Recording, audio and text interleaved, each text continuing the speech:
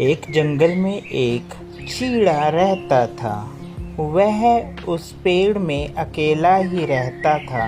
अनाथ होने के कारण उसका कोई भी नहीं था और वह अकेला जंगल में घूमता, अपने लिए खाना इकट्ठा करता और अपने पेड़ पर आकर बैठ जाता। एक दिन चीड़ा पेड़ में अपने घोंसले में बैठकर आम खा रहा था। अचानक उसकी नज़र सामने पड़ती है। एक चिड़िया के पीछे एक बाज उसका शिकार करने के लिए उसका पीछा करता है। चीड़ा उसे देखता है। छोटा होने की वजह से वह बाज का कुछ तो नहीं कर सकता। वह पेड़ से एक कांटेदार झाड़ी अपनी चोंच से पकड़ लेता है और बाज के जाकर हमला करने लग जाता है। बाज चिड़िया को छोड़कर चीड़े के पीछे उसको मारने के लिए उसकी तरफ होता है तो चीड़ा तुरंत उस झाड़ियों से उसके सिर के ऊपर वार करता है। इतने में वहां पर चीड़े की मदद के लिए कौवे आ जाते हैं जो मिलकर बाज को भगाते हैं। बाज वहां से भाग जाता है। अरे चीड़ा, तुमने बहुत अच्छा किया इन सबको मारकर। तुम बहादुर हो, बहादुर। धन्यवाद आप सभी का भाई, धन्यवाद आप जो मेरी मदद के लिए आए। लेकिन वो चिड़िया गई कहाँ? कितनी नाशुक्र है वो।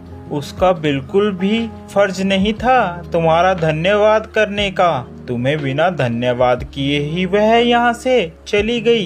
कैसी चिड़िया है वो? चलिए कोई बात नहीं कौवे भाई, इसमें गुस्सा होने वाली बात नहीं है। उस चिड़िया के लिए मैं मदद के लिए आगे आया और भगवान ने मेरी मदद के लिए आप सभी को भेज दिया।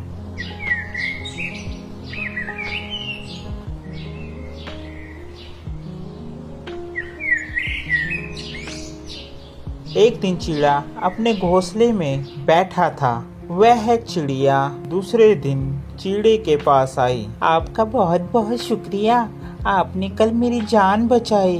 अरे कोई बात नहीं, कोई बात नहीं। आपके पैर में चोट लग रही है। जी, कल को मेरे पैर में चोट लग गई थी जिस कारण अब मुझे बहुत दर्द हो रहा है। चीड़ा उसके पैर पे मलहम पट्टी करता है और दवाई देता है। अच्छा, ये बात मैं पूछना भूल ही गया कि तुम्हारा नाम क्या है? आप अपना नाम बताएंगी? आपका नाम क्या है? मुझे प्यार से टुनटुनी कहते हैं। टुनटुनी चीड़े को शुक्रिया अदा करती है कि उसने उसकी जान बचाई। धीरे धीरे दोनों एक साथ घूमने जाते और एक साथ रहते। चीड़े ने चिड़िया को अपनी शादी के लिए प्रस्ताव दिया। क्या तुम मुझसे शादी करोगी? अरे सुनो टुनटुनी, मैं सोच रहा हूँ कि तुम्हारा भी इस जंगल में कोई नहीं है और मैं भी अनाथ हूँ। क्यों ना हम दोनों शादी कर लें? टुनटुनी चीड़े की बात मान जाती है और शादी के लिए हाँ कर देती है। दोनों एक अच्छा सा घोंसला बनाकर वहाँ पर रहते हैं। ऐसे ही थोड़ा समय बीतता चला जाता है। एक दिन धीरे धीरे टुनटुनी का स्वभाव बदलता जाता है। सुनिए जी, मैं आपसे बहुत प्यार करती हूँ लेकिन आप मुझे बिल्कुल भी प्यार नहीं करते हैं। अरे नहीं टुनटुनी, मैं तुम्हें बहुत प्यार करता हूँ, सच में। तुम कहो तो तुम्हारे लिए मैं जान हाजिर कर दूं। नहीं नहीं, मुझे आपकी जान नहीं चाहिए। आप तो झूठे हो, झूठे। आप मुझसे प्यार नहीं करते हो। अरे सच में टुनटुनी, कहो तो सही, मुझे तुम्हें अपने प्यार साबित करने के लिए क्या करना होगा? अच्छा ऐसी बात है तो वो सामने जो पहाड़ दिख रहे हैं ना? हाँ दिख रहे हैं टुनटुनी। उस पर कल को दोनों में से जो भी जल्दी जाएगा वह सबसे ज्यादा प्यार करेगा। अगर मैं पहुंची तो मैं प्यार करूंगी, अगर आप पहुंचे तो आप प्यार करोगे। ठीक है टुनटुनी, मुझे तुम्हारी शर्त मंजूर है। टुनटुनी उस दिन गुस्से में घर छोड़कर अपनी सहेली के पास चली जाती है और चीड़ा उसी रात शाम को वह निकल लेता है पहाड़ों पर। वह दिन ढलते ही वहां पर पहुंच जाता है। अब पहाड़ों में ठंड ज्यादा हो रही थी जिस कारण वहां का वातावरण ठंडा हो गया और चिड़े को सारी रात ठंड में काटनी पड़ी, जिस कारण वह बेहोश होकर नीचे पहाड़ों पर गिर गया और मर गया। दूसरे दिन टुनटुनी चिड़िया उड़ते हुए उस पहाड़ पर आती है।